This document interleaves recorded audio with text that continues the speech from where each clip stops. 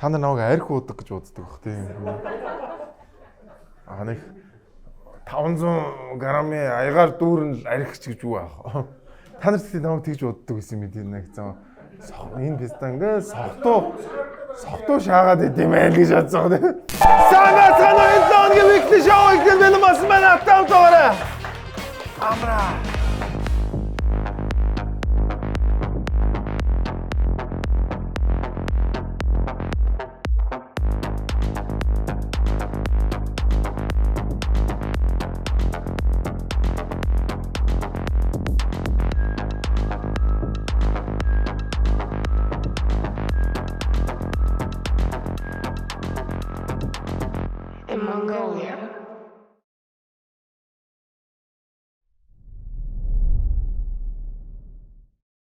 Манай өнөөдрийн нэвтрүүлгийн ерөнхий ивент тэтгэгчээр үндэсний үйлдвэрлэгч хамгийн фреш цагаан эдэг та бүхэн нийлүүлэх Milkman-ийн ажиллаж байна. Би та бүхэн нэг сонийг маруулъя зэ.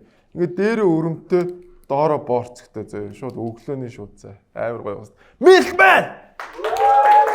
За энэ 7 хоногт маш олон сонирхолтой үйл явдлууд боллоо. За тэгээд ардын намын зодоо эхлэх гээл байгаа шүү зэ манайхаа. Бүгдээрээ цаанаа ингээл бүгдээрээ хотгонуудаа ирлээ сууж байна.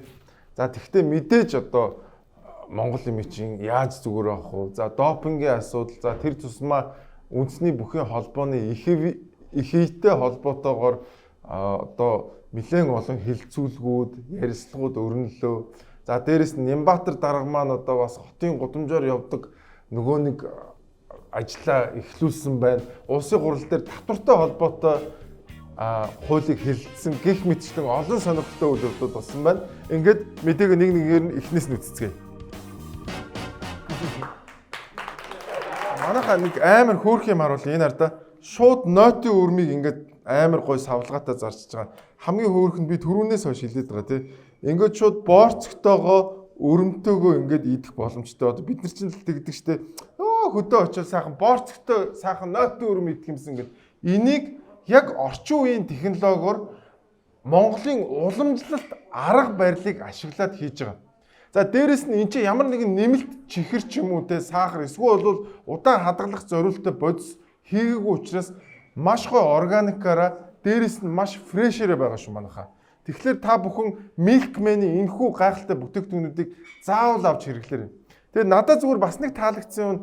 Би энэ Howley E-Mart дотор ороод явж исэн чи яг Milkman-ийнх нь яг өөрсдөө гэсэн юм хөрхөн бүүттэй тэрэн дотроо ингээд өөрсдөө бараа бүтээгдэхүүнүүдийг зарж илээ. Та бүхэн Carrefour за тэгээд E-Mart болон Номингоос Milkman-ийн энэхүү гайхалтай fresh organic за тэгээд энэ гоё бүтээгдэхүүнүүдийг аваарай. За тэгээд монголчууд маань үнэхээр хичээж ийн илүү гоё инновацлог шин санаануудыг Монгол бараа бүтээгдэхүүндээ шингээгээд ингээд хийж ийн. Тэгээд та бүхэн энэхүү гоё хичээл зүтгэлийн гоё үнэлээд заавал хэрэгжилж үзээрэй. Тэгээд манай өнөөдрийн нэвтрүүлгийн ерөнхий ивент тэтгэгчээр Milkman-ийнхаа ажиллаж байна. Баярлалаа Milkman. Дархлаа дэмждэг. Амин дэмээр баялаг. 100% органик. Кальц өндөр. Шингэц сайтай. Уургийн агуулмж өндөр. Монгол уламжлал 5000 жилийн түүхт Монгол технологи Milkman. За ууган засгийн газраас туулын хурдны замыг зогсоосон гэдэг шийдвэр гарсан боловч тэд зогссонгүй. Өнөөдөр зогсоо энийга. Сая одоо ирээ. Чи яас намайг зөв худлаа юм үзүүлэх гэж энд авчирч байна тий. Үгүй. Тэр бол ямар ч үйл ажиллагаа яваагүй. Анх ямар байсан тэрүүгээрээ л гэж. Хараа.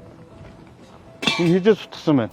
Энэ одоо дөнгөж цаа энэ арматура боогод гагнуур эдэр хийжсэн юмуд энд бэ шүү дээ. Энэ хуулийн өрөндөө засгийн хуралдаа танилцуулгын материалаа золбоо бэлд цолмоо. Тэр бичиг заачид тэр хуулийн өрөөнд бүх юмнуудыг нь явуулах газар нь явуул. Энэ бас нойтон байна да тий. Наатаа юм хатагдаа цаа намайг ингэж хуурч байгаа юм бол эрэгтэй бол яаж хуурч мэдхэр юм бэ шүү дээ. 68 ийм гомдол байна. Энэ гомдол мэдээллүүд ингээ бүх мэдээлэл надад ирчихсэн байгаа. Ямар асуудал гараад ингээ засгийн газрын шийдвэрийг даахгүй ийм нөхцөл байдалтай байгаа даа. Зогсоосон байдлаа 30-40 машинд ингээ байж идэг юм. Энэ хүмүүс энд ирээд өглөөнөөс орой хүртэл зүгээр машинтайгаа энэ дотор байж идэг юм уу? Ямар утга учиртай. Одоо ерөө тойроод нэг үзээтгэд да ингээд эдгэр чи ингээд ажиллаад байгаа юм шүү. Тэгээс хогоо цэвэрлж байгаа бидрийг ирэнгүүт дуусаад ишээ явчих юм уу тий? Тийм байхгүй. Зөвхөн энүүхүү эндээ судалгаа шинжилгээний ажлаа хийгээд байгаа гэсэн. Хаана байна? Яагаад тоглоод байгаа нэг нэр одоо яраа. Адилхан төрийн албан агч нар байж нэгнийхээ цаг завыг бараад хотлоо мэдээлэл өгөөд энэ сая асаалтаа энэ тойроо явуулсан машин мөн биш. Энэ үйл ажиллагаа зогсоогүй байгаа дээр ямар арга хэмжээ авах ёстой. Тэр засгийн газрын хуралдаан дээр золбоо дараа 3 дахь юм дээр танилцуул хэн шалгалтаа дахиад чангадаг. Дөнгөцөө зутарсан байж тээ энийг хардаа чи өөрөө. Чи өөрийнхөө үз. За ингээд засгийн газрын хяналт хэрэгжүүлэлтийн агентлагийн дарга очсон. За тэгээд ерөөс нөгөө тал чи ингээд яг юу янгут яг хяналтынхан хүрээд ирэнгүүт бас амар сони юм олсон шүү дээ. Төрийнхноос одоо бид нэр айгаад идэг боловч төрийнх нь бас айдаг юм шүү дээ. Яг нэг төрийн хүн ирээд чинь төрийнх нь за манайхан зүхтаараа гэж яг нэг харанхууд байжгаад гэрэл асаасан чинь жомнууд зүхтдаг шиг яг барилгачт нь цаашаа зүхтаж гүйж мүж орчмаараад тэгээд нэг юм бас тэгээд айгуу сони энэ залууг мангар харсан залуу гадсан чинь энэ сая энэ загнаад байгаа нөхөр шүү дээ. Надтай хамт олгоогоо ахуулж исэн нөхөр мөн шиг л байгаа юм да. Хөө нэрнгээсээ 2 дугаар амьлагт олгоогоо ахуулаад явжсэн залуу яг л мөн шиг л байгаа юм да. Гэхдээ яг хуу нэгтлэнэ хараад исэн чи эхэндээ нэг таньдаг царай чи юу илээг хараад нөгөө нэг олгоогоо ахуулдаг залуу шүү дээ. Жохон махалцсан байна гэж хараад яасан. За тэгээд энэс болоод маш олон одоо сэтгүүлч асуулт асуусан. За яагаад одоо засгийн газар чинь шийдвэр гаргаад ах чи Улаанбаатар утан захирагддаг юм уу? Яатсан юм бэ? Юу болсон ингээд явсан. Ер нь бол миний харж байгаа нөгөө нэг зодоо л үргэлжлээд байгаа юм болоо гэж бодогдож чинь. Тэгээд талд бүгдээрээ сэлмээ эргүүлсэн, сэлмээ хурцлсаар байна. За монголчууд маань уг нь овоо аштайхан байсан гэвгэнт хоорондоо задлаад ихсэн шүү.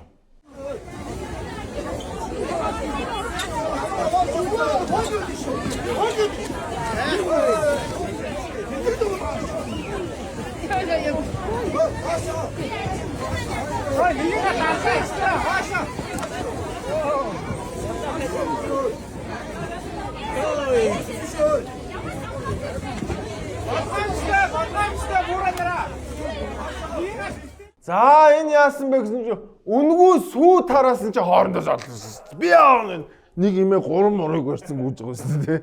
Аймаа нэг өвөө мөө ингээд яг автобусанд болохоор энэ хэд чинь ингэдэг штэ. Өвөөгийнх нь хөдөлтэй айгүй сандалтай байдаг гэд яг сүү улаас тгоосон чи бүгд хөлмөлд ороод штэ. Ямар ч яг манай энэ ахмадууд чи ер нь би хаа сайтай байсан юм шиг тий.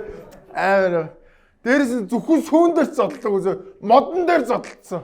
Наа чинь хүмүүс бай нөгөө энэ ч нөгөө нэг юу вэ халуун саунд яадаг шиг юм болоод шүү дээ чинь. Ийм мангаат юм байж болохгүй. За энэ дээр шүү дээ. Энэ урталт хүмүүс шахагдаж байгаа бай. Би энэ бодож чинь хоошо тав алхаж. Тэр ардаа дээр ямар сахилахгүй юм бэ? Ялангуяа энэ ээж нар бас сахилахгүй юм шүү. Ямар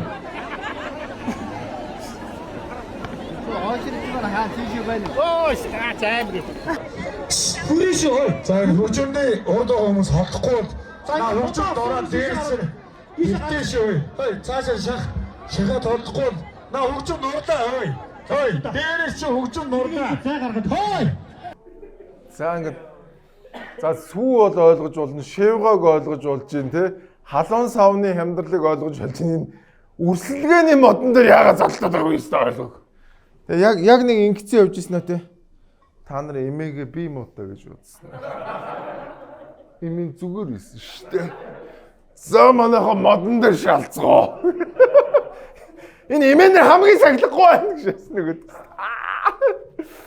За ингээд энэ юу болсон бэ гэхээр ялтын талбай дээр дуучин жавхлан шин дууга толилууланга мянган сүү 2026 шиг мод тараана гэдэг зараар ингээд өвөө эмээнэр маань ирж ингэж бас одоо хүч бэраа үзэлцээсэн бахнаа. Тэр дунд чи ач мачнар дунд нь ингэж хамгийн гол нь өвөө эмээнэр чи гол нь ач нартайгаа явдаг юм л шүү дээ. Дунд нь өөлмөж ач нар эмээ яваад гэсэн зүгээрээ байж юм нэггүй. Эмээ нэг мод авчаад явна заа ёо. Явал та би өглөө шүү дээ. Миний хөөхгүй Имануэль. Амар болсон. За тэгээд жавхлангаас ярьцлага бас. Тэгээ одоо хүмүүс үг хэлж чадахгүй болсон байна. Нөгөө мөнгө тарааж байгаа гарч ирдэг учраас хүмүүс ингээд соён гэгэрүүлэх ажлыг хийхгүй байна. Хөлдөө махан толгоонууд байна, тий? Би бол адилхан би хаан ч л байсан болохгүй байгаа юм шөмжл. Энэ сая одоо энэ манай гүр базар ах юм байна. Одоо тэр их сайхан Монголын сод алдар түүний дээр эмгэнлэг дээр соёлын яам яаж байгаа? Болохгүй шүү дээ. Ийм мэдрэл муутай юм гэж байж болохгүй. Тэр нөхдүүдийг хөөж явуулах хэрэгтэй. За ингээд ямар ч байсан юм юм. Ямар ч байсан шин дуутай болсон. Шин дууныхаа одоо юу гэх юм тийм ээ? Одоо промоушныг бол маш сайн хийсэн байна. Тэгээд маш олон хүмүүс ирлээ. За тэгээд ямар ч байсан энэ 7 хоногт төгсгөлөөр хүмүүс бас зүгээр өгөө би хагаа хөдөлгөөд булчин шүмсээ үцэцгээсэн бахнэ хорно. За сая дуучин жавхлан ярьлаа тийм ээ. Энэ 7 хоногт маш харамсалтай үйл явдал болсон. Энэ бол одоо зохиолч Яруу найрагч сэтгүүлч гүр азаргаа нас орсон ийм харамсалтай үйл явдал болсон. За тэгээд энэ үйл явдал дээр соёлын яамны битсэн эмгэнэл энэ 7 хоногт маш олон хүмүүсийн анхаарлыг татлаа. Соёл спорт аялал жуулчлал залуучдын амнаас төрийн шагналд соёлын гавьяд зүтгэлтэн шагдар сүрэнгийн гүр азар агсанд эмгэнэл илэрхийлэхдээ баримтын болоод хил найруулгын ноцтой алдаа гаргасанд олон нийт бухимдаж шүүмжилсэн. За гэвч сайд алдарч авлаа олон нийтийн шүүмжлэг өөрөөсөө холдуулж алдаа гаргасан эвлэлийн ажилтнаа ажилласан чөлөөлж хариуцлага тооцсон байна.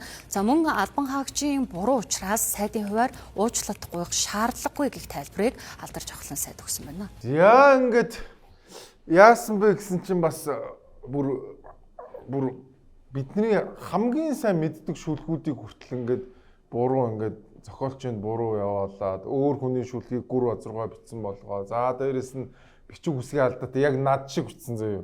Би ч одоо 4-р анги хүртэл монгол бичиг үзээд тэрнээс хойш монгол хэлээж үзээгүй математик үзээ явуулсан байхгүй юу? Тэгээ бүр яг над шиг бичсэн мэлээ. Тэгээ тэр нь хамгийн гол нь чат GPT-гээр бичсэн юм шиг байна лээ. Би бол тэгж ойлгосон. За ингээд алдарч авахлан сайдаас үгүй энэ чи яач вэ? Юу болчих вэ гэж асуулсан. За би бол наад дээр ч нэг зүйлийг хэлж бодож байгаа юм. Энэ бол тийм итгэмээргүй заяа. Харамсмаар алдаа хийсэн. Өнөөдөр монголчууд бүгдээрээ мэдэн шүү дээ. Амьдтаа бие биенээ хайрладаг шүлгийг ташбарлаж мэдэхгүй хүн бараг байхгүй. Тийм учраас бид тэр ажилтан алдаа гаргасан ажилтнаа бараг өөрөө итгэхгүй байгаа. Яагаад тийм алдаа гаргав? Дэндүү харамсмаар энгийн алдаа гаргасан. Хинч мэддэг шүлгүүдийг талигаачих гэж бичсэн байсан. Тэр банд асуудал байгаа. За би яарад байна заа. Соёлын яам өөрөө сэтгүүлч юм байхгүй сэтгүүлч юм.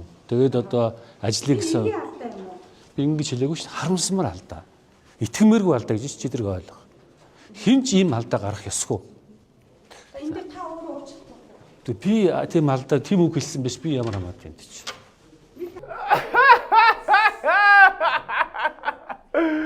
Хинч ийм алдаа гаргах ёсгүй итгэмээргүй. Зүүдэнд ч ормгүй явдал танаа яам дээр болчлоо дарга. Одоо яах вэ? Яах вэ? Сайд нэрлэлт. Үгүй энэ ч одоо соёлын яам. За одоо би бол намайг бол ойлгож байна тий. Энэ бол жоохон бардах гар тий. Жоохон уучдаг тийм биз тий. За айгүй болнаа чинь буруу алдаатай бичнэ. Айгүй шүлэгч уншдаг байх гэх тий. А гэтэл бүхэл бүтэн соёлын яамны олон нийттэй харилцах албаны хүн ийм боловсролын төвшөнтэй байна гэдэг бол үнэхээр одоо юугмэр юм дээ тий. Тэгээ ер нь та бүхэн анзаараарай. Ер нь манай төрийн албанд ажиллаж байгаа хүмүүс нэг иймэрхүү хүмүүс байна.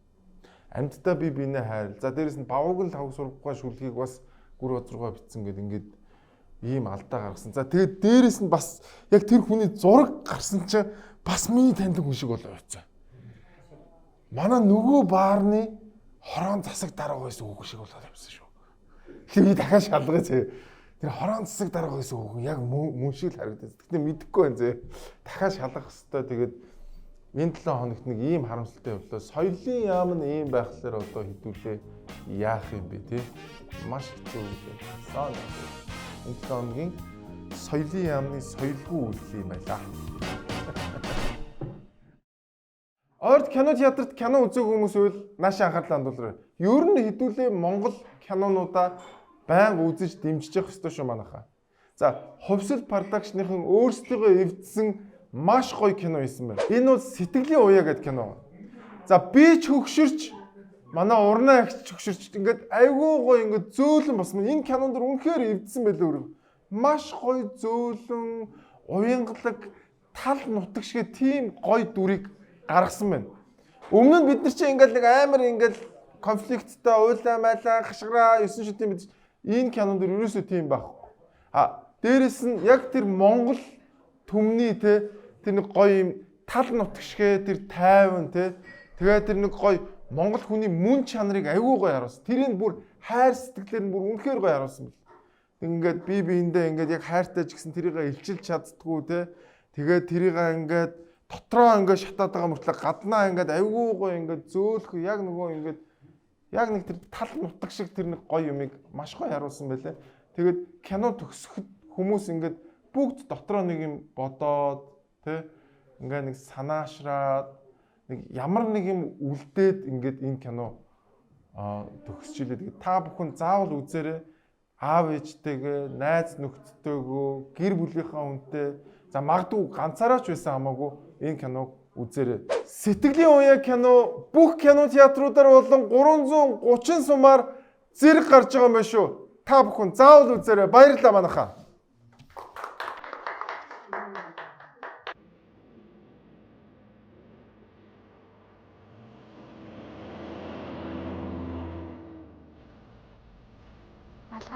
Чи дээр энэ хэрмэрийг яахтах болож авсан. Харин би чи модус өмчрөн боловчтой. Юу гэж би минээс сонголтээ.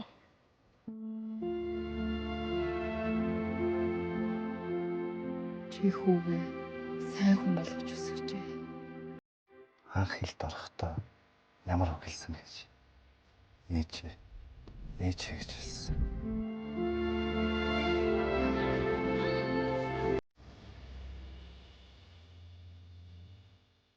Санаа зовлоо. Шамаа хэрэг хэрсэн гэж дуулаад. Өдөө болтол хүүгийнхээ дэрэгтээ салхамж холдож үзээгүй хүн. Өгөөд явуулнаа гэхээр амаргүй л бах. Төрүүлснээс өсгсөн нь гэдэгтэй. Үлхан. Чи намайг битгий яваач гэж хэлэхгүй яа. Ихтэй одоо хүүтэйгээ хамт амьдрмаар шүү дээ.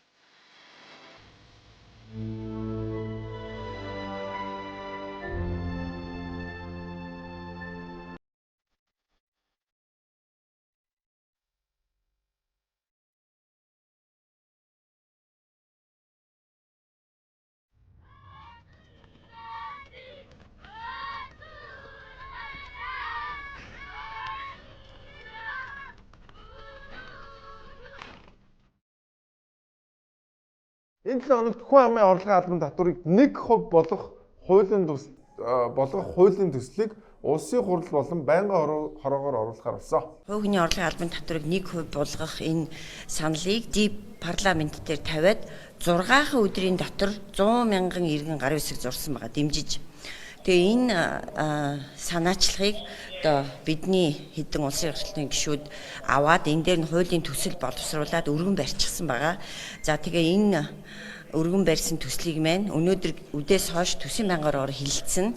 За мөн энэ баасан гарагт бол улсын хурлын чуулганаар хилцснэ. За ингээд энэ хуулийн төсөл орсон. За 30-аад гишүүн одоо дэмжиж байгаа мэдэгдэж 35 орчим байсан баг. Гишүүд мэдэгдэж гарын үсгээ зурсан. За ингээд сангийн сайд энэ хуулийн талаар ямар бодолтой байгааг бүгд үзье. Иргэдтэй хайргүй ингээд ийм асуудал гаргаад байгаа асуудал огт биш байхгүй. За хүн амын орлогын албан дотроос жилдээ 2.8 их найд хүлэрдэг. Тийм ээ.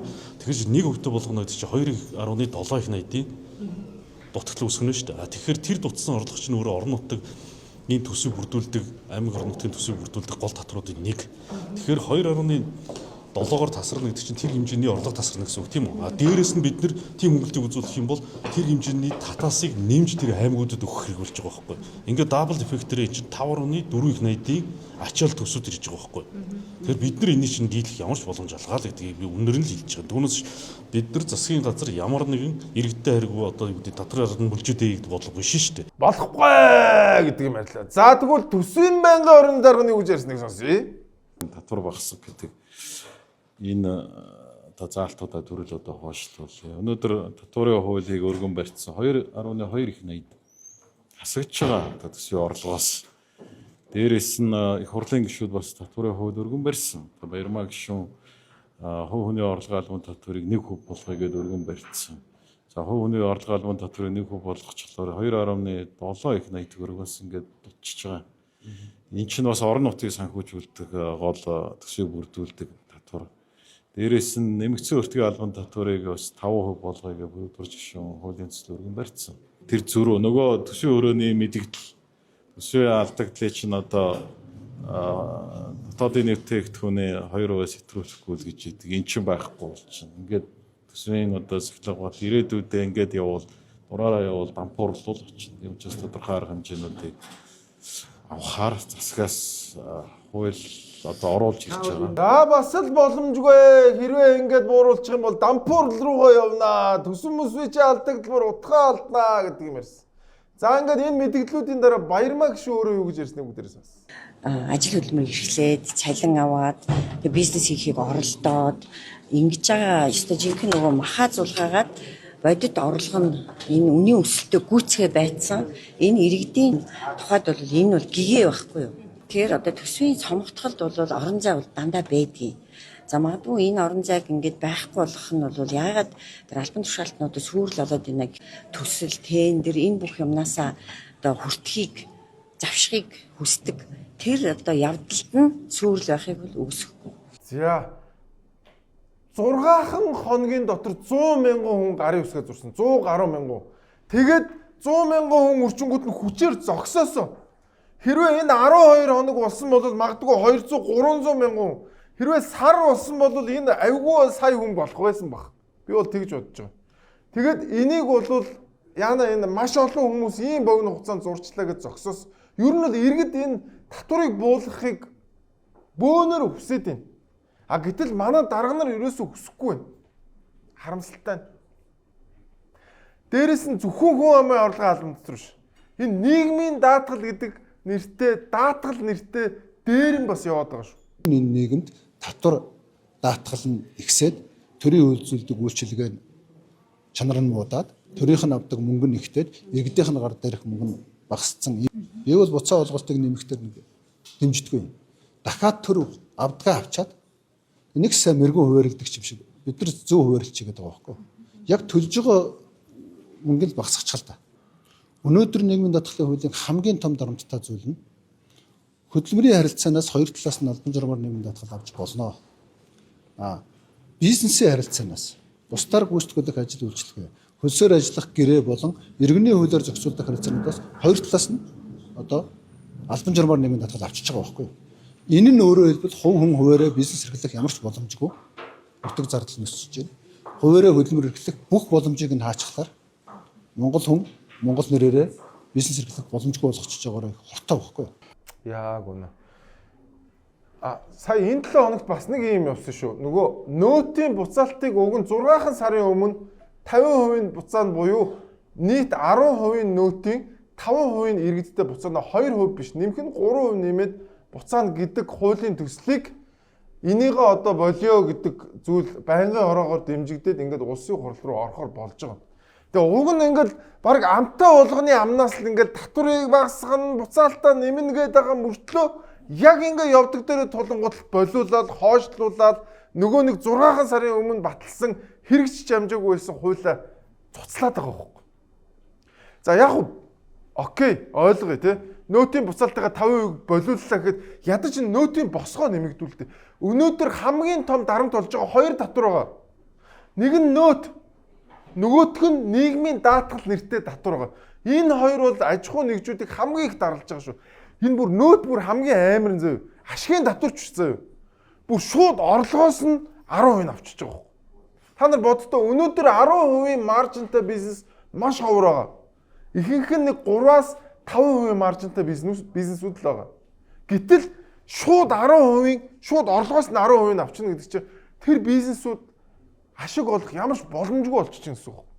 Гадны орнуудад бол 40% татвартай тэгтээ зөвхөн ашигаас нь гэж байгаа. Орлогоос нь биш. Тэгэхээр чи манай нөөтөөс хамаагүй бага болоо явчихж байгаа. Гэх мэтлээ энэ нөөт гэдэг бол үнэхээр аимшигтай татвар. За тэгэд татвар буулгачих юм бол одоо энэ манай улс орон сүгрээд одоо төсөв мөсөв байхгүй болно хэвээр амар юм болно гэж яриад байгаа. Тэгээ энэ дээр бас лодо гişүү их гоё юм юм л. Энийхээ шалтгааныг юу гэж тайлбарлаж байгаа вэ гэхээр төсөв 1.8 их найдаар тасарна. Төсөв дийлэхгүй. Бидний орлого хэцүүднэ гэдэг. Тэгээ зарлагыг ярихаар өөдөөс урсгал зардал буюу багш эмчнэрийн чинь цалин тэтгэврч яах юм бэ гэдэг. Бүхэл сангийн сайд, бүхэл ерөнхий сайд нар өөдөөс ийм ярьдаг. Яг нэг кинон дээр хүүхдийн барьцаанд авчаад аятайхан байхгүй л хүүхд чинь өвдөж шүү гэж байгаа юм шиг. Энэ Монгол улсын төсвийн хөрөнгөөр 2026 он санхүүжүүлэх хөрөнгө оруулалтын төсөл арга хэмжээ барилга байгууламжийн жагсаалт ийм зузаан. Нийт 11 их найд төгрөгийн төсөл арга хэмжээ бичсэн. 26 онд 3 их найд зүгээр барилга барих гэж байгаа. Байшин, юуны байшин гэж иргэдэд мэдээлэл өгөх байшин. Нөгөө оюун эрдэнэ барьсан их хурлын нэмэлт санхүүжилт. Соёл урлагийн байгууламж. Гандангийн дэнжийн зураг төсөв. Шин хар өрөм. Бизнес инкубатор. Бяцлаг цагаан эдээний үйлдвэр. Бид нэр айл юм болвол орлого харж агаад зарлагаа харж агаад үнэхээр орлого хэцүү бид нар байх юм бол яадгүй. Тансаглаа болий, зугаалгаа болий, элдв хэрэглээгээ болийгээд хүүхдээ хоолтой байлгахыг нэгдүгürt үздэг. Одоо бид нар болохоор байшингаа барий, барилгаа барий, энэ тэнд очиж тууз хайчлаа. Хүмүүс мөнгөтэй байх нь яах вэ гэдэг сонголт хийж штэ айлаар бол бид нар чи айл юм байгаа үсттэй. Тэг лодо ёстой үннийг л. Нэг л их төсөв тасарна гэдэг юм уу? Яагаад төсвийн үрлэгэн зардлаа болохгүй байгаа юм бэ? Үрлэгэн зардлаа болчих юм бол наад одоо нэгэн хувийн хэрвээ үрлэгэн зардлаа болчих юм бол хүн амын орлогын албан татварыг буулгах за тэр нөөтийн асуудал бол ямар ч асуудалгүй болж байна. Гэтэл маш үрлэгэн. Өнгөрсөн жил сольсон боржуураа энэ жил сольж байна. Зөв зүгээр байсан замыг хуулж аваад дахиад сольж байна. Ямар ч хэрэггүй бүтээн байгуулалтууд нэртэй зүгээр л авилгал цавчааны юм л хийж штэ. Тэгээ тэр авилгал цавчаа ярьж байгаа юмыг бүр улсын хурлын гишүүд нь өөрсдөө бүр залхаад өөрсдөө ярьж штэ бүр. За энэ зурх тасаасан ч тэр утас асаасан ч тэр за энэ байнгын хоруудын хурлаар хилцэж байгаа асуудлын хоёр асуудал дутмын нэг нь хулгайн асуудал яригч. Энэ хулгайн асуудал дээр одоо цэг таммаар байна. Хурлын дарга. Бидний эндээс тэр хуулийн албан байгууллагын дарганы томилоод явуулсан юм бол одоо мэдээлэл амар байна. Үнэхэрийн хулгай хийгдэт байгаа юм, хийгдэхгүй байгаа юм уу? Үний юм худлаа юм одоо цэг таммаар. Иргэдтэй уулзсан ч хулгай ярьж байна. Зурх тасаасан ч хулгай ярьж байна. Өчтөрийн байнгын орооны хоёр асуудлын нэг нь хулгай ярьж байна. Түр хорооны асуудал ярьж байна, сонсголын асуудал ярьж байна. Хариу өгөх хүн байдаг. Энэ хуулийн албан байгууллага чинь байгаа юм болвол энэ үнэн энэ худлаа гэд дэнслэмээр байна. Хэдий үртэл ингэж явах гэсэн бэ? Тэр хүмүүсээ дуудаад авчаа суулгалт байна чуулган дээр. Арай дэнч штэ. Гэхдээ яг өөрхий гав гişүн бол яг надтай адилхан. Би бол нэр хулгай дотор төөрчөө явж байна ингээд. Одоо сүүлдээ яг хинэн ч хулгаалсан, хинэн ч хулгаалаагүй ингээд ерөөсөө 0 орсон ч хулгай, ерөөсөө хаач хулгай. Тэгээ бүр үнэхээр гайхаад одоо яг хулгай хийсэн нь тодорхой мó, тодорхой биш юм уу гэдгийг л гаргачмаар байгаа байхгүй тий. Тэгээ ерөөсөө яг энэ хулгай дотор бол яг иргэд бол төөрцөө яг үнэ. Тэгээ нөгөө хууль хүчний байгууллага нь бүгд чимч юм. Яг төөрцөөж л байг ингээл хараа сууж идэлцсэн. Тэг яагаад энэ хулгай гараад байгаа гэж? Яагаад тэгвэл төсөв хитрхи том, тэ татвар хитрхи өндөр байгаа учраас тэр их одоо олон нийтийн мөнгнөөс хулгайлдаг хүмүүсийн тоол олон байгаа байхгүй да. Тэгэхээр баг зүгээр худалч хүнд биш тий. Энэ төрд байгаа эрх мэдэлтэй байгаа хүмүүс баг ихэнх нь энэ тендерээр хулгай хийж. Зүгээр саяхан би нэг хүнээс сонссон. Монголд жилдээ 25 мянган төрлийн тендер зарлагдаж байна. Өдөрт ойролцоогоор 68 тендер зарлагдаж байна. Энэ тендер болгоны цаана хулгай байгаа. Энэ тендер болгоныг хэний мөнгөөр сагуулж байгаа гэж нөгөө нэг татвар буулгах юм бол баларнаа. Монгол улс сүрнэ гэдэг байгаа тэр төсвийн мөнгөөр сагуулж байгаа. Яагаад тэр хулгай мөнгийг багасгаад иргэдийнхээ татварыг бууруулчих болохгүй байгаа юм бэ? Бид нэр хитрхи их татвар төлөөд байгаа учраас ийм их хулгайтай байгаад байгаа юм биш үү? За тэгээд та яагаад ингэж ярьсан бэ? Хинт зориулваа гэсэн чинь хэлсэн. Би өнөөдөр их хурлын дарга тандаж энэ үгийг хэлсэн. Хууль хяналтын байгууллагын бүх удирдлагыг их хурл томилдгоо. Их хурл одоо тэр улсуудыг дуудаж авчаад энэ талаар мэдээлэл амар байна. Нөгөө хууль хяналтын чинь баг нөгөө инх хоёроо нэг ингэж өстэй. Сонсохгүй хулгаанууд чинь сонсохгүй би яаж тийм олон хулгай ганцаархнаа илрүүлэх юм бэ? Сүлдээ өөрх юмд яг тийм болж байгаа. Бараг сүлдээ солиорч байгаа нөгөө хулгаанд. Атэг матэг сүлдээ жирхөөж хулгай гарчлаа гэсэн. Өө тэгээ юу. Найз нь ажиллаа барахгүй байна оо. Үүний мэлэн хойлог болсон нэг нөө. Монгол авилгалтай живлээ шүү дээ гэсэн чинь. Оо живээ дуудаж байгаа шүү дээ. Вэ чи авилгалтай тэмцэх газрын хүмүүстэй чи нэг юм хийлдэг гэсэн чинь. Оо яах вэ? Гэсэн.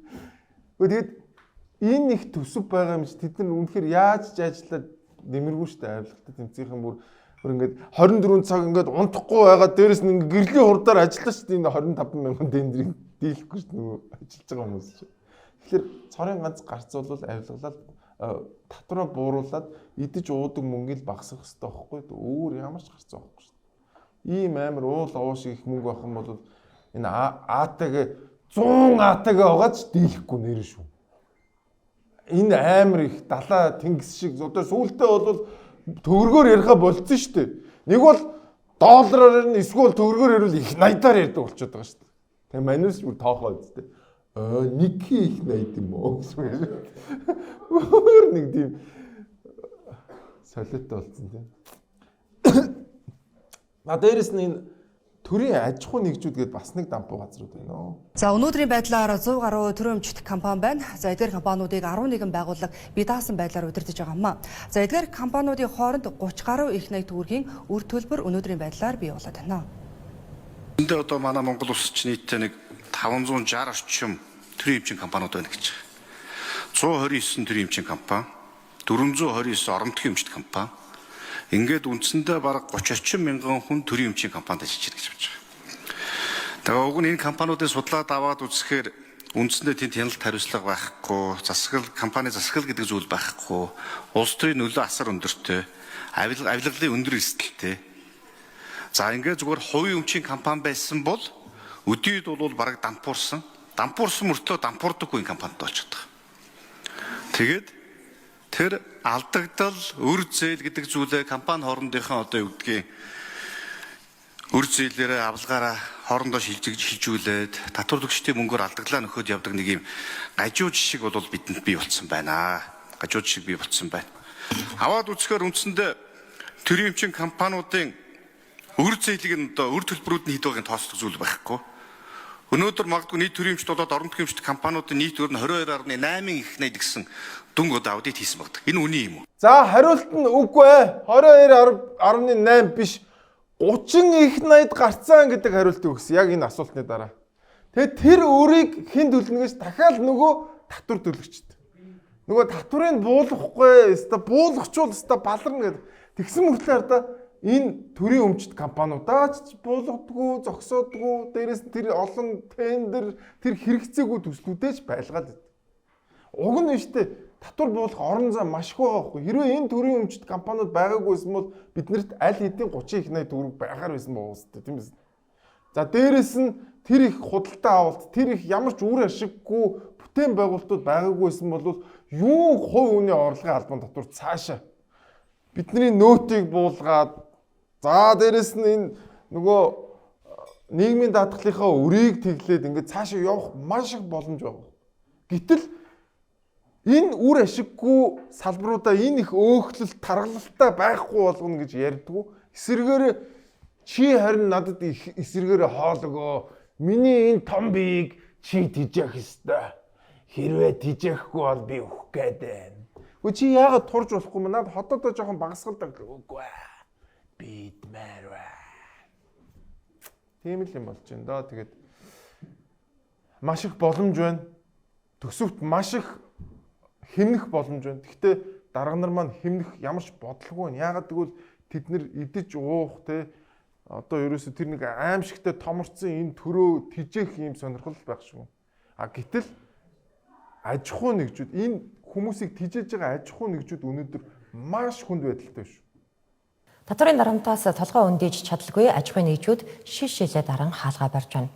За улс төрчдийн ярьдаг татварын тухайга үлгэр домгууд хэрэгжихгүй байсаар бизнес эрхлэгчдийн зүрх үхэж байгааг тэд хэллээ. Үүд хаалгаа хаахгүй тулд байр сав, машин тэрэг байдаг бүхнээ зараад өргөжлүүлсэн ч эцэстээ хаалгаа барихаас өөр сонголтгүй болж байгаа юм а. Тухайлбал он гарсаар 4,000 гаруй аж ахуйн нэгж дампуурлаа зарлаад байна. Тэгэхээр мэдээж нөгөө татварын одоо тааламжгүй байдлууд байж байна. Тэнгүүт одоо ийм сургалтын байгууллагын ийм ашигын бус систем дээр нэмэн өртөг шингээгээд татвар авдаг асуудлууд байж байна. За тэгээ одоо нэмэн өртгийн албан татвараас гадна ажилчдын нийгмийн даатгал гэл ерөөсөө дарамтууд их. Тэгэл мэдээж нөгөө түрээс тэгэл энэ инфляцийн хөөрөгдөл өсөлттэй. Тэгэл энэ болгон бүгд л нөлөөлж байгаа юм л та. Сая 4-р сард одоо дэлгүүрээ лацтуулах хэмжээнд хүрсэн баг. Худалдаа авах чадвар эрс багасаад ирэхээр тодорхой хэмжээнд борлуулалт багасна.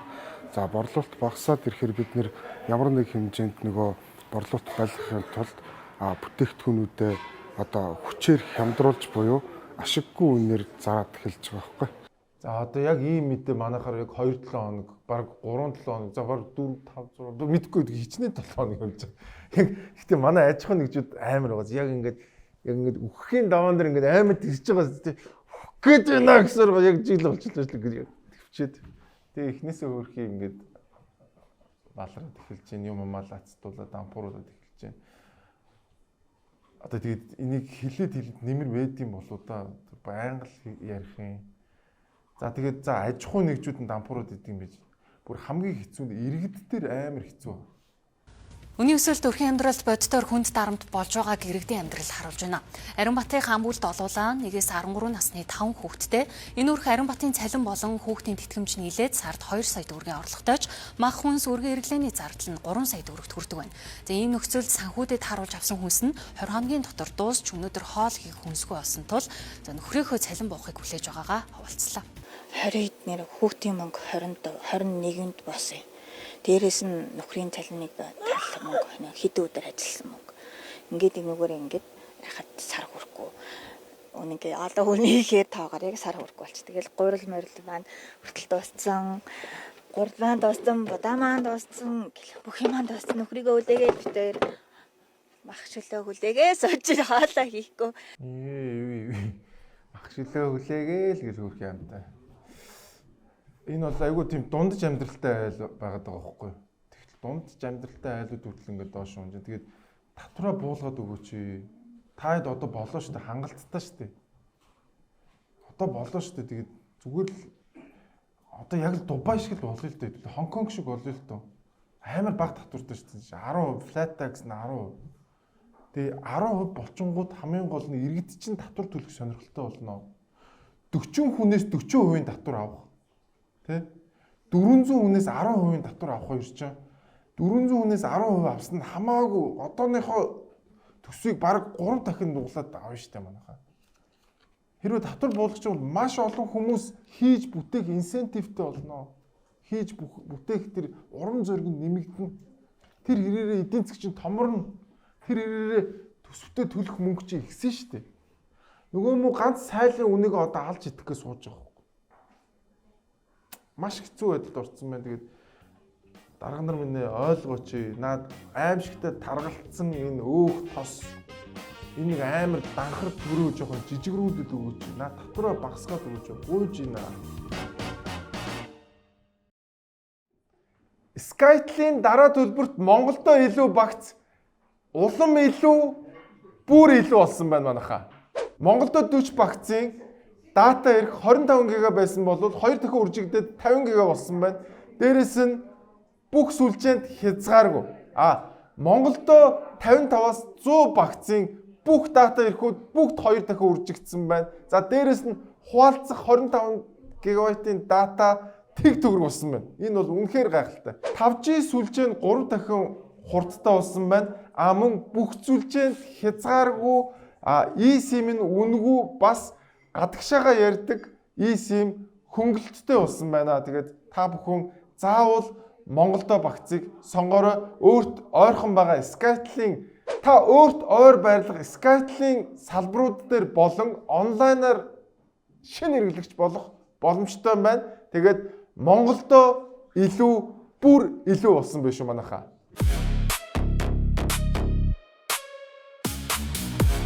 Илүү хэрэглээ. Илүү боломж. Илүү сонголт.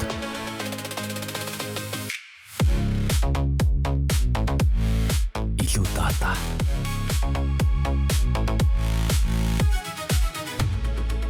Монголдо илүү хурдан. Дараа төлбөрт Монголдо үйлчилгээ таны хурдтай ухаалаг амьдралын хэм маягт зориулв. Энэ 7 хоногийн бас нэгэн томоохон сенсац бол допинг байсан байгаамаа. Эхний мэдээ 2025 оны үндэсний их баяр наадамд үзүүрлэн улсын гард цол хүртээдсэн өс хоёрын допингийн шинжилгээний хариу эерэг гарснаар улсын гард цолыг хураагаад байсан юм. Тэгвэл спортын арбитрийн шүүгээс допингийн шинжилгээний дээж цуглуулахдаа олон улсын стандартад нийцээгүй илт гажсан хэмээн үзэж тухайн дээжээс гарах хариу үр дагаврыг хүчингүй болгосон. За ингээд процессын алдаатайгаар допингийн шинжилгээ авсан учраас одоо энийг хүчингүй болголоо гэдэг спортын шүүх гэж бас байд юм манайхаа Монголд. Спортын шүүхэн шийдвэр гарсан. За тэгэд энийг бас Тэнгэр телевизийн аюулгүй айхтар тайлбарлсан юм тэр сонс. Нэмдэрчийн өсөх баярын нэр холбогдсон допингийн асуудал ганц бүхийн ганц тамирчны асуудал биш.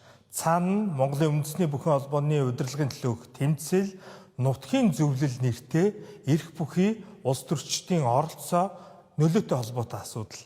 За нэгдүгээрт спортын арбитрийн шүүхээс өсөх баярыг допинг хэрэглээгүй гэж үзээгүй гэдгийг бол одоо тодтогч хэлэх нь зөв.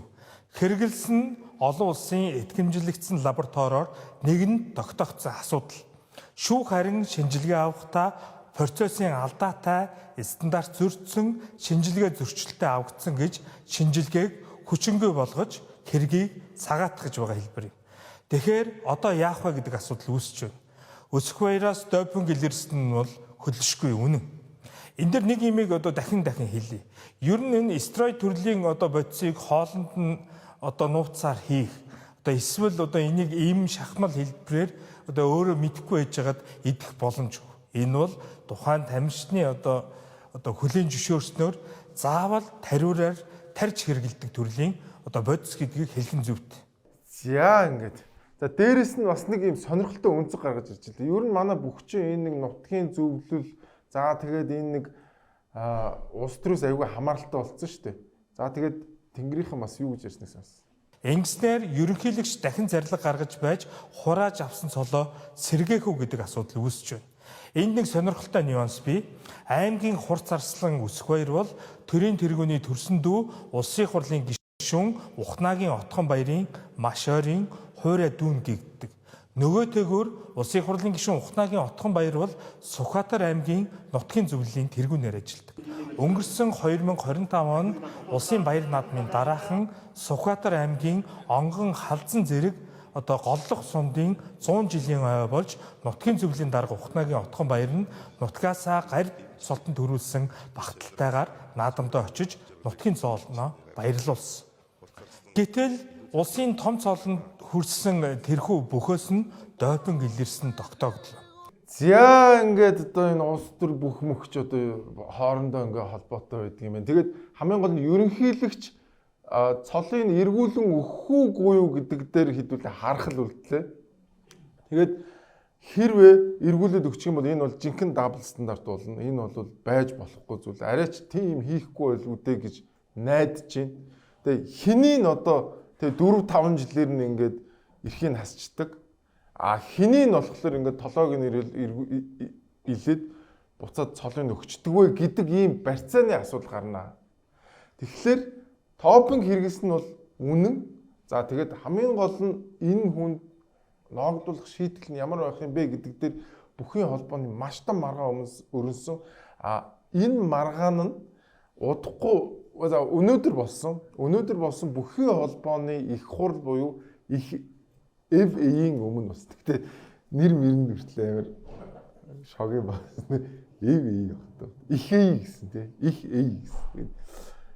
Өнөөдөр бас тэрийг үзсэн. Тэгээд допингийн холбооноос хүн ирсэн маш их олон тайлбар хэлж илээ.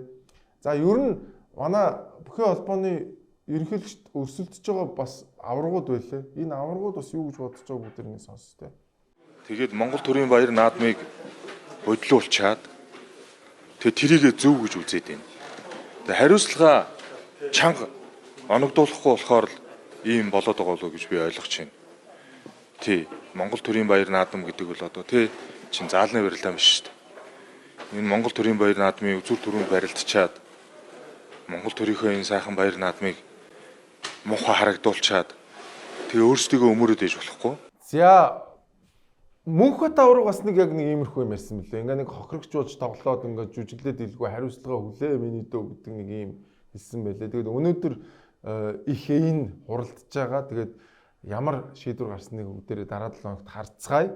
Тэгээд ямар ч байсан энэ 7 хоногт бүхий холбооны улс төр болон допинг хоёр хоорондоо ингэж эвцэлдэж юм мутант маягаар гарч ирлээ. Тэгээд хаасайг л хэрүүл уралтай л багш байна та байна. За хавар болохоор махны үн өсдгөө. Гэхдээ энэ жил бол одоо онцгой өсөд байна. Ямар сони юм бэ? Бүр 30 мянга болчлоо. Маш олон газрууд дампуурхтаа хүрлээ. Одоо манай ресторанд хүртэл баг махта үхрийн махта хоол амар үнэтэй үнэ. Үзсэн үү та? Ер нь бол хүмүүс дахианы мах руугаа орж байгаа. Тэгээд дорчханд даргааг ванга шиг хэлсэн ба үстэй дахианы махаа эцгээ бүгдээрээ дахианы мах руугаар. За тэгээд энэ хоёр сайд ер нь махны талаар юу гэж ярьснаа сонс. Засгийн газраас аль болох энэ нийлүүлэлтэнд оролцохгүй байх бодлого барина. Зах зээлийн эрэлт нийлүүлэлтээрээ ингээд зогцоод цогцтой харьцаанд очихё гэж. Тэгэхээр өнгөрсөн намар нийслэл 8000 орчим тонн нөөцөг мах бэлдсэн. За энийг хавар одоо нийлүүлээд үндсэндээ энэ 5 сард нийлүүлээд дуусна. Үүнээс цааш ямар нэгэн арга хэмжээ авахгүй. Үн барих бодлогод оролцохгүй. Энэ ер нь тийм зохистой биш. Нийт улсын хэмжээнд бодлого зохицуулж чадахгүйгаас хойш энэ зах зээлд нь нийцүүлээд энэ мал аж ахуйгаа улам эрчимжүүлэх, хөгжүүлэх, тасралтгүй байдлыг хангаад дэмжиж тэр талдаа явах нь зохистой байх болов уу гэж бодож байна. За үн барихгүй гэдэг бол маш зөв шүү. Энэ махыг зах зээлийн зарчим руу нь оруулах хэрэгтэй. Гэхдээ нэг юм болох хэрэгтэй. Тэр намар мах бэлттийг болиулаа. Наад чинь үн барих гээд бас нэг ингэ зохицуулаад байгааг нэг хэлбэр. Ер нь бол үн барихгүй тийшээ явах хэрэгтэй шүү. За тэгээд Монгол банкныхаа энэ 7 хоногт бас инфляцтай холбоотой мэдээлэл өгсөн. Тэр үеэрээ махны талаар юу гэж ярьсныг сонс. Уул нь болохоор олон жилийн дунд улирлын өөрчлөлтөөс хамаарч одоо 5 сараас эхлээд махны үн харьцангуй суулгартдаг бол түрүү жилээс эхлээд болохоор энэ өөрчлөлт бол ажиглагдаагүй. Харин ч эсрэгээр махны үн бол алгуур өссөөр одоо сүүлд бол 37.5% хүрчээд байна. За цаашлаа талаар гадаадаас орж ийм битийн хүнсний бүтээгдэхүүн махнаас гадна одоо хүнсний ногоо, төмөс, луун, сонгон гэх мэт энэ хүнсний бүтээгдэхүүний үн бол өчтөө өссөн. За энэ болохоор бас мэдээж инфляцийн 13% өөрчлөлт өрсөлдөж байгаа. За та хэд сонсоо. Хуучин бол ингээд нэг буурдаг байсан. Одоо ингээд намартаач өсдөг, хавардаач өсдөг болчиход байгаа байхгүй. Намарт яагаад өсөд байгаа гэж 8000 тонн мах яг нөгөө махны нийлүүлэлт ихсдэг үеэр маш өндөр эрэлтийг дахиад төр өөрөө хүчээр бий болгож байгаа. Уг нь намар чинь мах хямдардаг штэ. Яг хямдрах гад ирэнгүүт нь 8000 тонн мах гэж маш асар их хэмжээний махыг төр өөрлөгөө ингээд татаад авчингууд чинь нөгөө нэг нийлүүлэлт нь нэмэгдэжсэн юмны нийлүүлэлтийн дахиад хомсдуулчихж байгаа. Тэгэнгүүт чинь нөгөө нэг намар зундаа буурдаг байсан махны ч үн ингээд нэмэгдээд байгаа. Хоёрдугаарт Монгол банк өөрөө мөнгөний нийлүүлэлтээ ихсгээд байна. Энд чинь өөрөө инфляцийн маш том шалтгаан болоод. Монгол банк болохоор ингээд энэ бензинийч буруу, махныч буруу, ногооныч буруу гэдэг ингээд бус руу буруугаж ихэд байгаа боловч яг үнэндээ мөнгөний нийлүүлэлтээ нэмсний улмаас энэ мөнгөний чи худалдаа авах чадвар нь унаад байгаа энэ үзэгдлийг инфляц гэдэг байгаа юм шүү дээ нөхдөө. Түүнээс эрэлтийн гаралтай инфляц байвал бас ойлгож болно шүү дээ тийм үстэй. А гэтэл бүх бараа бүтээгдэхүүнүүдийн үн жиг төсөөд байгаа байхгүй юу? Батчаа найзаа. Танаа банкныхан чи дандаа вирус дандаа таньдаг хүмүүс гараад ирж байна шүү. Монгол банкныхан өөрсдөө төгрөгийнхөө энэ чанга хатуу байдлыг хадгалж чадахгүй байна шүү дээ. Засгийн газрын шидэд тохиур хийгээд байна шүү дээ нөхдөө. Тийм учраас энэ махны чинь үн ойр байгаагүй ингэж өндөр өсөд байгаа шүү дээ манайх. Махны үн ийм байна.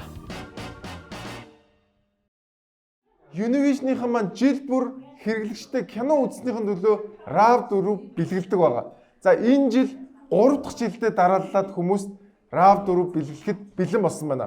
Одоо 2 дугаар үе нь явж байгаа. За тэгээд та бүхэн хаврын цэс рүү ороод RAV4-гээд бичсэн байгаа тэр кинонуудыг үзэхдээ та энэхүү RAV4 болон бусад бэлгүүдийг авах боломжтой байна. Зөвхөн RAV4 биш. PlayStation, Dual Booster, за мөн пянц тоглуулагчны эзэн болох боломжтой байна. Тэгээд та хавар кино үзээд RAV4 хожоороо Univision-ийн RAV4-ийн урамшуулал 3 дахь жилдээ үргэлжилсэн байна.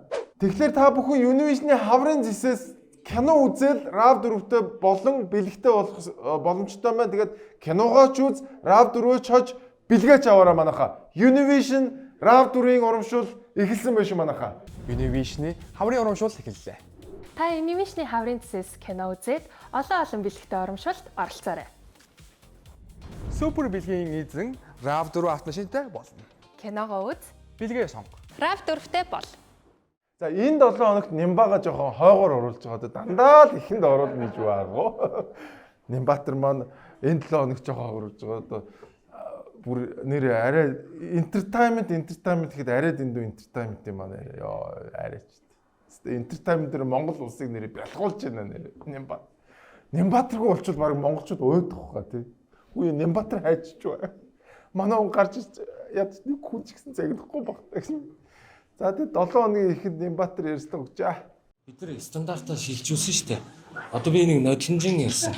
Өөрөөр хэлбэл чулуун иржгэртэй хүн алтардгүй ийм зам руу шилжүүлээгээд тэгэн чинь 1 км урт замын 100 м нь эвдрээгүй нөгөөтөлд нь эвдэрсэн замуудыг бүгдийг нэг стандарт ансамблд оруулаа. Энэ хиймэл чулуун хавтан өөрчлөе гэдэг юм хийгээд энэ жил 6 сар 20 гэхэд бид нар хийсэн ажлуудаа дуусгая. Ер нь би юм хийгээд хэрэггүй мэнэ гэдэг бодолд хүрээд байгаа. Яг тэр юм хийх тоолно одоо тийм шүүмжилдэг юм нэг юм улс төрийн нэг махнаач явуулдаг юм руу шилжчихлээ шүү дээ. Бордуур солино гэдэг чинь замаа шинжилсэн шүү дээ. Зам шинжилээгүй бордуур сольсон нэг ч метр газар байхгүй шүү дээ. Үгүй ээ Нямбатра юу яриад. Үгүй чи өөрийнхөө хийсэн юмнуудыг харал та шал худлаа ярьж байгаа. Нэрнгээсээ үнэхээр ямар ч эвдэрлэгүй замуудыг солиод байгаа нь үнэн шүү дээ. Өнгөрсөн жил хийсэн боржуураа солих гээд дахиад боржуур тавьсан байсан нь үнэн шүү дээ. Яг нэг юм хохирогчийн сэтгэл зүйтэй гоц шал бодлоо. Өөстө би намайг юм хийх гээд тахад эдгээр юм хийхгүй байна. Үгүй яагаад өнгөрсөн жил сольсон боржуураа энэ жил солих гээд байгаа юм бэ? Яагаад тэр лагер руу өнгөрсөн жил тавьсан зам чинь ингээд зүгээр гар үргэлээр бутарч унаад байгаа юм бэ? Яагаад энэ яг манай гадаа өнгөрсөн 11 сард тавьсан зам чинь бутарч унаад сая дахиад соливо. Энд чигэд хүмүүсийн нүдэн дээр ингээд ил байгаа ямиг л бид нар яриад байгаа шүү дээ. Тэгсэн чинь ингээд би яста юм их намайг л яста бүгмэш шүү. Гүйгүй ерөөсөө тийм улс төрчд байхгүй зүгээр л үнний чинь л яриад байгаа байхгүй юм бат. За тэгсэн чинь 7 хоногийн сүүлээр даргыгаа нэг нөхөр долоосон амар дадсан. Энэ хотын дарга Нямбатаргүй сэдв гэж алга боллоо. Бүхэл зүйл дээр оролцдог боллоо. Бүхэл зүйл дээр ярьдаг боллоо. Комедигээд сайхан залуучууд энэ улсад бас шин зүйлийг нээгээд аятайхан явж ирсэн. Сүүлийн үед комедийн мэддэхгүй, судлаач нь мэддэхгүй, улс төрчин мэддэхгүй хүмүүс гарч ирээд одоо хүн лөө дайрч тавьчихдаг болчихлоо. Тэр хүмүүс энэ нийслэл Улаанбаатар хотын төлөө, энэ улсын төлөө юу хийсэн бэ гэдгээ бас өөрсдөө ч гэсэн харах хэрэгтэй. Дандаа залуу хүмүүс байлээ. Өөрсдөөсөө бас ичих хэрэгтэй. Энэ улсын төлөө нэг тоосгоч гэсэн тавьдсан бол, нэг зам ч гэсэн тавьдсан бол одоо бас яриач хүмжлээд үйж хахад асуудал алга гэж би бас өвдөө бодож байгаа. Бүгд хэдүүлээ эхний чуулганаасаа ихсүүлэл одоо энэ нийслэл Улаанбаатар хотын өмнө тулгамдж байгаа утаа төгжрөл нийгмийн одоо томоохон тулгамдсан асуудлуудыг шийдвэрлэе гэдэг байдлаар л энэ төслүүд маань явсан. Түүний нэг нь би өөрөө энэ төслийг дэмжиж байгаа, эцсийн хүртэл дэмжиж болно гэдгээ бас энэ чинь хэлхийг хүсэж байна.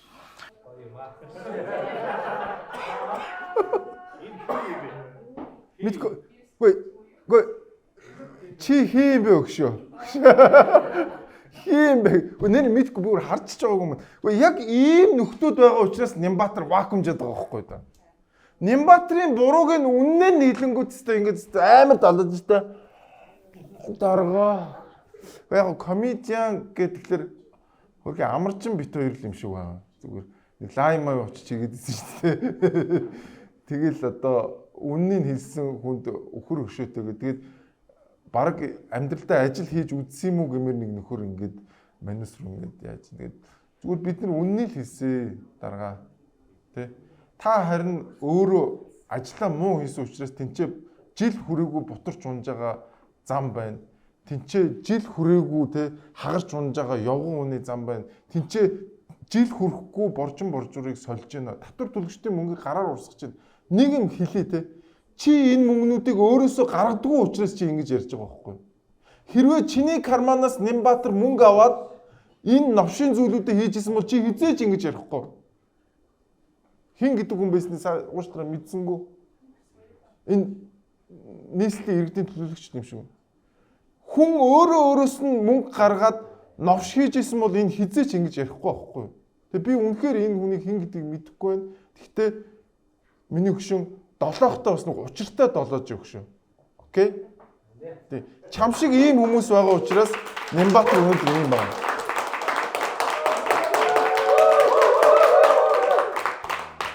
Баярлалаа. Миний өгшөө ажиллаа хийх шахахгүй. Гэхдээ ажиллаа битээ. Долоох тоолонд чи буруу шаагаад байна өгшөө.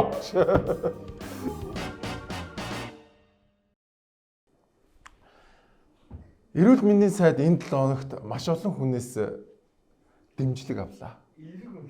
Эерэг үнэлгээ авлаа. Яг эмнэлгүүд хоорондоо мэдээлэл солилцохдоо бол сонь зүйлүүд харагдаж байна. За нэг генеттэй гэх юм уу одоо өөрөө шоконд орсныг зүйл хэлэхэд бол одоо лавлаа шатны эмнэлэг байна, анх шатны эмнэлэг байна. Эмнэлэг эмч болгоны урд нь бол компьютер байдаг. За тэр компьютерт өвчтөн үзээд одоо онцлог бичдэг штэ. Тэгэд хуруу уншигч байдаг. Хуруу уншигч. Тэгэхээр тэр хурууга одоо иргэн уншуулгаад бид нэр юу гэж боддог гэсэн бэ? Би өмнө ч гэсэн юу вэ гэвэл хуулиндаа ямар заалт орсон бэ гэхээр танилт нэвтрийн баталгаажуулалт байх хэрэгтэй. Нэгээс нь иргэн бачгуурын хурууныхын мөн үгүй гэд эрүүл мэндийн даатгалтын сан дээр очиод эрүүл мэндийн даатгалсан за иргэн бачгуурыг одоо үдсэн байна, ийм онцтой байна гэд гүйцэтгэх санхүүжилт болгодог. Тэгсэн чи тэр хуруу уншигч нь өөрөө иргэн бачгуурын хуруу мөн үг биш юм танилт нэвтрийн баталгаажуулалт байдгүй. Нэгээс нь данс цэмд ороог байсан байна. Нэгс нь регистрийн бичээд тэгээд эмч өөрөө хурууг уншуулад байсан. Тэгэхээр энэ гих мэтчтэн зүйлүүд бол бүрэн арилгаж байгаа гэж хэлмээр. Тэгээд хуруу уншигч байгаа хэрэг энэ яг манайс чи амар итгэлтэй ингээ хурууг уншуулад идэг үстэй гээд хурууг уншуулаар гэхээр бас дан систем рүүгээ ороод байна гэж цаа гэжсэн чи эмч өөрөө хурууг уншуулад идэг байсан гэж. За өнөөдөр нэг 5 хүн үзчихлээ. За оройд нэг 20 хүн уншуулчихнаа өөрөө.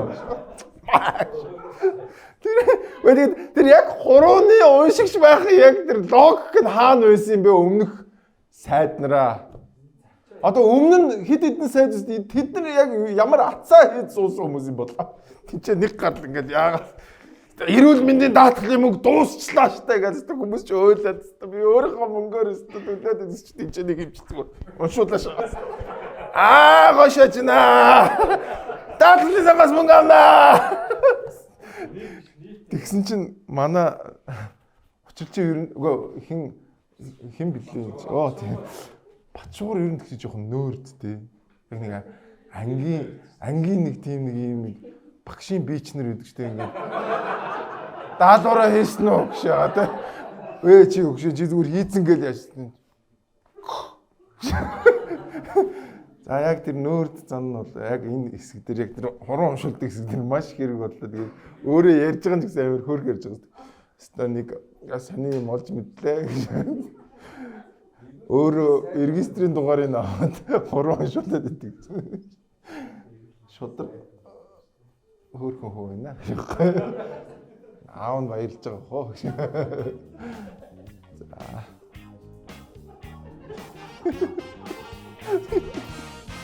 Их муха болооштой. Цаараад байгаа. 1938 оноос хойш Оросын нүүр царай болж байгаа нэгэн брэнд байгаа. Энэ бол мэдээж Stolichna юм ба. Энэ бол үнэхээр домог болсон брэнд байгаа. 1938 оноос хойш 80 жилийн турш өөрийн цэвэр тунгалгаа хадгалсаар байгаа. Энэхүү гайхалтай брэндийг та бүхэн заавал амсаж үзээрэй.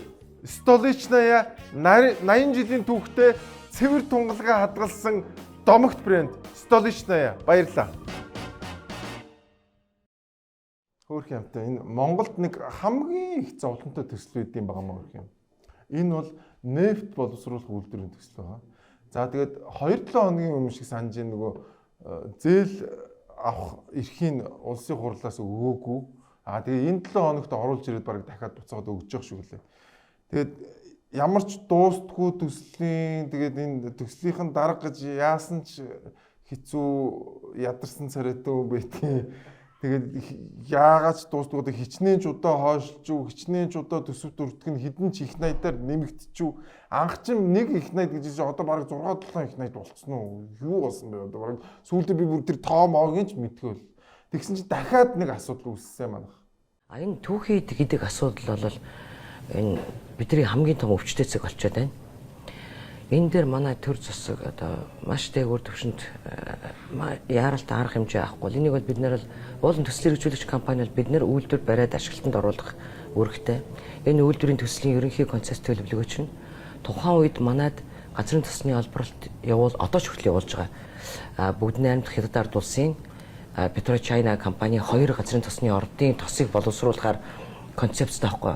Яагаад тийм юм гэхээр 12 онд төлөвлөгөө батлуулсан байгаа. Тэр хүмүүс олборлолтын. Тэгэхэд бид Монгол улсад 1.6 сая тонн тос бол олон жилийн турш доктортой олборлоно гэсэн юм батлуулсан байж тээ эрх бүхий байгууллагаар 12 онд тий. Тэгээд тэр чинь яг ингээ өсөөд 16-7 онд 1.2 сая тонн төрж ирсэн. За ингээд энэ өгөгдөл дээр чинь суурлаад манай засгийн газар гадаадаас одоо энэ зээл аваад өөрийнхөө дотоодын түл шатхууны асуудлыг шийдвэрлэхээр өөрийнхөө дотоодын түүхийн эдийг одоо боловсруулж нэмэн өртөгшин гэсэн эцсийн бүтээгдэхүүн болгож гаргах олон жилийн одоо зорилтоо хэрэгжүүлэхээр энэ төслийг хэрэгжүүлж эхэлсэн байна. За төсөл хэрэгжээд амжилттай болохын хэрээр олборлолт буурсан. Тэр бол үнэн. За энэ дээр бол одоо манай төр засгийн байгууллага, манай салбарын сайд, манай ерөнхий сайдын тэр бол би ажиллаж байгаа гэж ойлгож байгаа. Үйлдвэр ашиглалтанд орох тунд өгч байна. Тийм ээ. Бидний хувьд бол хамгийн эмзэг асуудал ч наач очоод байна шүү дээ. Энэ арай хийж барьсан тийм үү энэ үйлдвэр. Энэ чинь ганцхан бид нар ард нь чинь эдгийн засгийн газар харж байна. Тийм ээ. Энэ олон хүний хүчин чармаалтай босч байгаа энэ үйлдвэр одоо юу түүхий дээр дутагдах гэхээс бид нарт бол үнэхээр санаа зовж байгаа. Амар хэдэн их найдаар өстө татвар төлөвчтэй Монгол өстө юм бариад гэсэн чи хүши нефт байгаа мó гэсэн чи нефт нь хаана байгаа гэсэн. Хамгийн эмзэгсэг нь олцсон гэж хэлсэн. Энэний нэг туслан гүйцэтгэгч компани одоо мэдхгүй нэг газар л ярьсан шүү. Энэ хоолоо татуулчаад яг хаашаа татуулахаа мэдэхгүй байсан ч гэж шүүгээр амар чи 2 жилийн өмнө улсын явдал ярьж шүү амар. За би ингэжсэн байна. Бүр яг энийг Ванга шиг биччихээ 2021 онд. Нефт боловсруулах үйлдвэр гэж дампуу төсөлд нэмэгдлээ. Эдийн засгийн үр ашиг байхгүй. Импортын бензинээс үнэтэй үргэлж татвар төлөгчдийн мөнгнөөс татаас авдаг дампуу газар бий болно. Сүүлдээ түүхийн нефтээ Оросоос импортлон харж л байгаарай. Ашиглалтанд ортлоо бас бөөн дампуу юм болно гэж 2021 онд бичиж. Би ухаантайдаа бичээгүй зөө. Аль хэдийн хувийн компаниуд судалгааг нь хийгээд Монголд нефтийн үйлдвэр байгуулад нэгдүгээрт нефт нь байхгүй байна. Хоёрдугаарт эдийн засгийн үр ашиггүй байна гэд аль хэдийн судалгаа нь бараг 5 жилийн өмнө гарсан байсан. Би тэр судалгааг нь уншсан байхгүй да. Тэгээ мэдж байгаа учраас хийгээд. Үгүй хүмүүс нэг ийм тэнэг зам байна да. Хүсэж байгаа юм үнэн гэж ойлгодог. Бидний хүсэж байгаа юм болгоо үнэн байх албагүй манайхаа. Бид нар яг хөө нефтээс хараад бус байхыг хүсэж байна л да. Гэхдээ биднэрт нефт байхгүй. Тэр нь тэгж хэдэн сая тонн моноор нь хийхээр нефт байхгүй. Одоо өөрөөсөө амаар хэлсэн шүү дээ. Биднээсээ итгээд олон тэр бомаар хийцэн чинь хамгийн эмзэгцэг болчлоо. Хамгийн сүүлд нь хамгийн чухал юм ярьж байгаа. Амар том сүүний ферм ингээл нээгээл хамаг юм бариад үе манайхаа үнэ байх байсан юм шүү дээ. Одоо ханаас яах вэ? Төрийн бүтээн байгуулалт ийм новшин байдаг аахгүй юу? Аль хэдийн хувийн компаниуд эн чинь болохгүй байна гэд скеп хийсэн төслийг хүчээр барьж ирээд ингээд ийм новшин юм хийж байгаа. Тэгээд одоо энэ төсөв бүртгэг нь одоо хэд дахин нэмэгдгийг хэн ч мэдэхгүй зөө. Тэгээд баригдсныхаа дараа дахиад Оросоос нефт импортлон зав би бүр ванга шиг хэлээ нэрэн шүү. Тэгээд уг нь Оросоос хараад бус болох чинь энэ үйлдвэрийг барьж байгаа үстэй. Тэгсэн чинь Арс ахнараа нефт өгч гэж. Бүр тэрнээс ийсэн хажууд нь Ангарскт хамаагүй юмдхан нефт хийж байгаа шүү. Гэтэ тэргүй Оросоос хараад. Ийм л новшин юм. Тэгээд би ухаантай биш. Зүгээр л үнэнтэй бид нүүр тулж сурах ёстой. Аль хэдийн хувийн компаниуд чи энэ үннийг нэгэд илрүүлсэн байсан шүү дээ Монголд.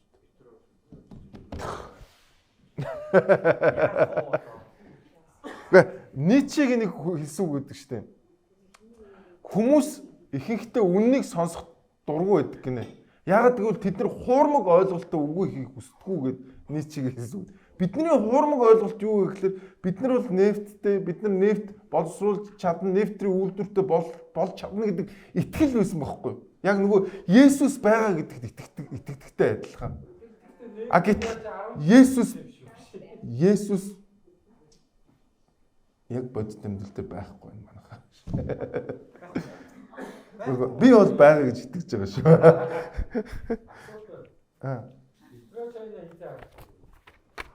Петро Чайнагийн тэр юу ч ер нь би дээр нэг Америкт очиод нөгөө нефтийн үйлдвэрийн хүмүүстэй уулзлаа.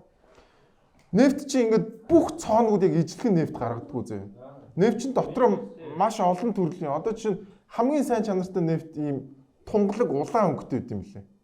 А хар байгаад өтгөн байх тусмал айгүй муу нефт юм бэл. Тий.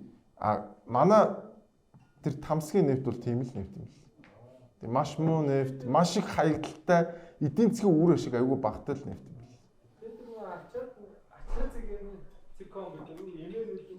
Аха. А тэр хүнээсээ л асуух шахах. Тэр хүн л тэгж хэлсэн байна. Өтгөн байх тусмал нефт чинь хаягдл ихтэй нөгөө замын ар ихтэй нефт гэсэн шүү дээ. Эдийн засгийн үр ашиг муутай гэсэн. За ингээд энэ 7 хоногийн гэгээлэг мэдэг үзсгээ банаха.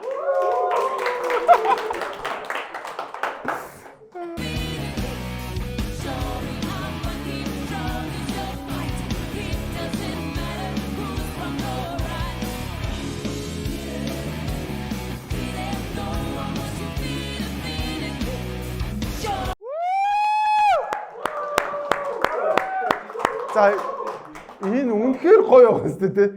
Энэ хурмын үзэсгэлэн яармгийн үеэр манай Баажи ах маань одоо өөрөө бол юу штэ Майкл Джексоны улаан фэн. Тэгээд Майкл Джексонтэй асар адилхан бүжигсэн мэн те. Үнэхээр би бол түүнийг бол Монгол Майкл Джексон гэд хэлчихнэг буруудахгүй хаа манайхаа алавчи. Тэгээд энэ мэдээний хамгийн гэгээлэг хэсэг нь юу гэж Баажи ах маань би гайгуулсан. Саяхан эн чи биеийн муудаад яас те. Манай Монголд те нэг ч гэсэн хүн ингээ биеийн аштайхан бүжиглээд дуулаад ингээд те Майкл Джексон болоод явж гин гэдэг бол энэ бол үнэхээр гайхалтай. Тэгээд өнөөдрийн энэ гэгээлэг мэдээгээр манайхаа бие сайн бодорой, бие анхаараарай. Эрүүл байна гэдэг бол энэ ертөнцийн хамгийн том жаргал юм шүү гэдэг мессеж өгсөн ба. Монгол Майкл Джексон бат ашигтай өгнөрөө дахиад алгацгаая. Яг тэр сүүлийн хэсэг энэ минь амар байна.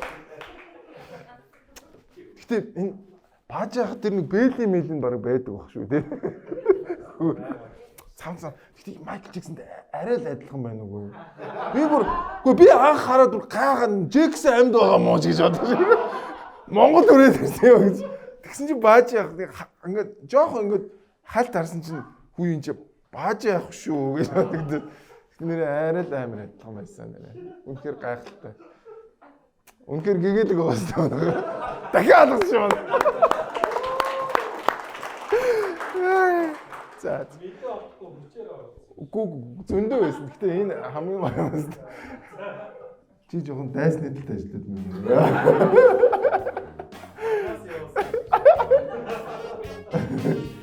Непали юм. Мого парнойтоо гараад ирсэн. За ингээд энэ 7 хоногийн weekly show-г өрөндөрч надтай хамт байсан та бүхэндээ маш их баярлалаа. За үнэхээр ганц л хүсэх юм байна нэрээ шүү. Энэ нөөт нийгмийн даатгал хоёрыг л буулгаад өгч өсөө. Өөр хүсэх юм үнэхээр бол энэ хоёр бол өнөөдөр монголчуудыг дарлаж байгаа үнэхээр аим шиг болсон хоёр татвар шүү. Энэ хоёр татварнд л одоо бүх аж ахуй нэгжүүд дарлуулж байна. Тэгээд дээрэс нь би дахиад л тий 40 хүнээс 40% татвар авах юм уу? Эсвэл 400 хүнээс 10% татвар авах юм уу? Та нар бодоод үзээрэй. Би зүгээр жижигхэн бодлого бодоод үзээ. Хүн болгонд 100 төгрөг олдог байсан гэж бодчих заяа. Тэгээд 40 хүнээс 40 төгрөг авна те 40% татвар гэдэг чинь 1600 төгрөг. 400 хүнээс 10 төгрөг авахлаар 4000 төгрөг те 1600 харьцах нь 4000. Зүгээр маш энгийн бодлого шүү. Татвараа бууруулахад хүмүүсийн татвар төлөх инсентив нэмэгддэг юм аа хүмүүсээ. Тэгээд бодоор хэрвээ та нар хулгайгаа багасгамаар байгаа бол тэ Монголыг авилгалгүй болгомоор байгаа бол Монгол улсыгаа хөгжүүлмээр байгаа бол иргэдийн нэг нарыг гаргамаар байгаа бол тэ Монгол улс нэг хөгжөөд нэг иргэдэн нэг аштайхан амьдралтай болохыг үнэхээр хүсэж байгаа бол татвараа буулгачих. Энэ биш би яриад байгаа юм биш. Би яриад байгаа юм биш.